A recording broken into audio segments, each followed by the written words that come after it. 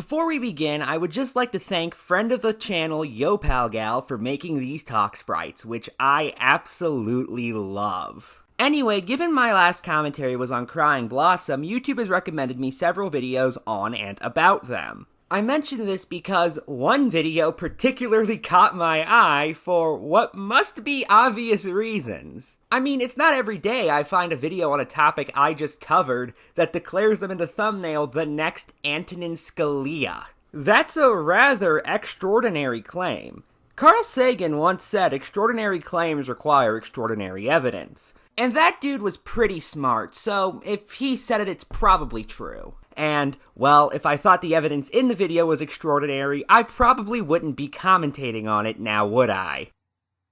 Hello everyone, it is I, Veritas, and today I'm going to be talking about Crying Blossom, an art commentator with 28k subs. More specifically, I'm going to be going over their video about the Boyfriends webtoon, a video with two major flaws that I just can't ignore. So, let's get into it. Your audio is a tad echoey. It's not the biggest deal in the world or anything, but I'd recommend fixing it if you could, as it is incredibly noticeable and somewhat distracting. Visually, your commentary is perfectly fine, although I would recommend getting a background personally. If only because your video would look better if there weren't giant black bars on the side. Again, neither of these are the end of the world, nor do they ruin your video, but since I'm here, I might as well point them out. If you asked me to describe Boyfriends into 3 words, I'd say sex.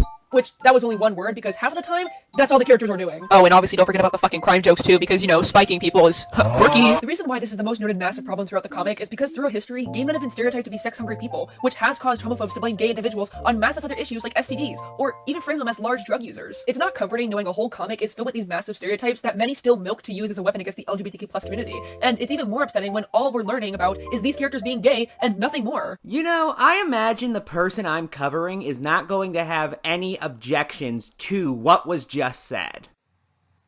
So, I'm really not a big fan of the way Crying Blossom phrased this. Oh. Well, I've never been particularly good with predictions, so, hey, guess that's just what happens. I think I kind of understand what they were trying to say, but it just sounds too stupid to understand. Basically, Blossom is saying that in Boyfriends, the characters are depicted as being sex-hungry hedonists who bang each other all the time, and that's bad because homosexuals, especially homosexual men, have historically been stereotyped as sex-hungry hedonists who bang each other all the time. I like how this guy goes from saying they don't understand Crying Blossom's point to repeating their point back to their audience perfectly in their own words. And yeah, what they said sounds, on a surface level, quite reasonable until you think harder about what they said and, well, it just becomes kind of very yikesy. What Crying Blossom is pretty much saying is that homosexual sodomy in and of itself is the reason why gay men are treated to bigotry and hatred by homophobes, as opposed to, you know, the homophobes themselves being bigoted and hateful. No, they're just saying that homosexual men have been stereotyped as rampant sex freaks. Now, this is for a couple of different reasons. However, none of them are particularly important here because all of them stem from bigotry, and Crying Blossom never denied that. What they said was they were worried that the webcomic Boyfriends was perpetuating this stereotype because of how it was written. However, the blame is still on the people who believed it in the first place.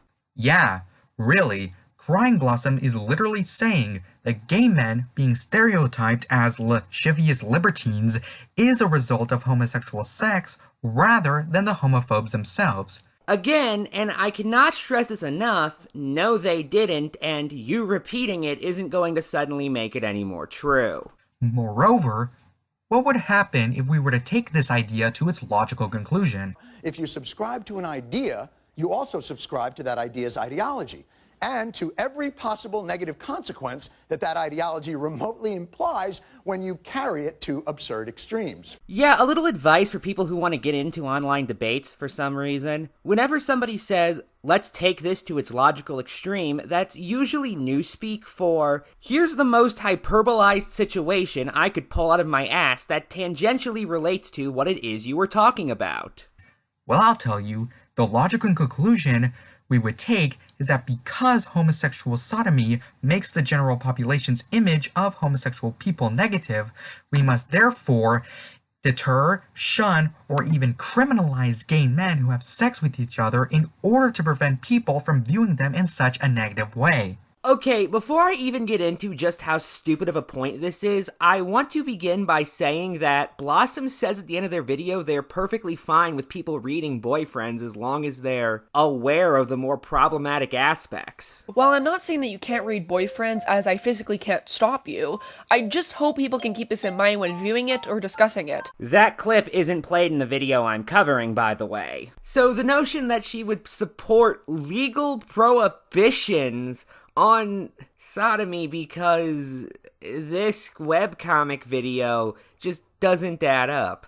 However, even then, I just want to point out that this is an absolutely ridiculous extreme, even if I accepted your nonsensical premise. To use another stereotype for the sake of this example, there's a difference between finding a comic offensive because it shows a black guy eating fried chicken and believing that black people should be legally prohibited from eating fried chicken. Yeah, not gonna lie, Crying Blossom.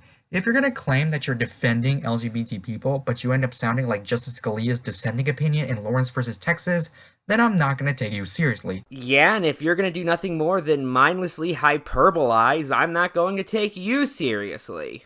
And believe it or not, this is only half of what's wrong with what they said. In the next segment, Blossom contrasts boyfriends with two other pieces of media that have better queer representation, and, well, you'll see the second problem.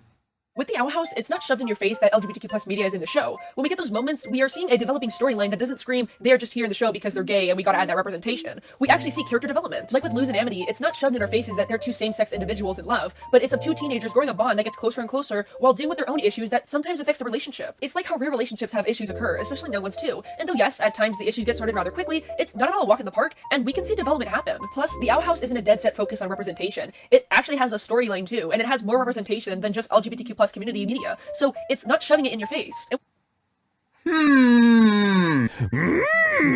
Funny joke! Not shoving it in your face? Forcing representation? Why do I have a feeling that I have heard these exact same talking points somewhere a couple of years ago back in 2016? I don't know, why do I get the feeling you're about to repeat the thing you just said? I wonder what sort of type of YouTubers during that era were making such claims. Huh, turns out I was right. In all seriousness, Crying Blossom, if you're trying to make an argument in favor of good LGBT representation, maybe don't get your rhetoric from a coring video. Understand me, sweetheart? Okay, why are these arguments wrong? Are you going to explain that? No, of course not. You're just going to spend an incredibly unneededly long amount of time saying that somebody else once made the same point, therefore it's invalid. A total ad hominem wrapped in a non sequitur. Well, I guess we all learned a valuable lesson today. Your arguments better not sound vaguely like the arguments somebody else made, or else this person is going to come after you. Good night, and good luck.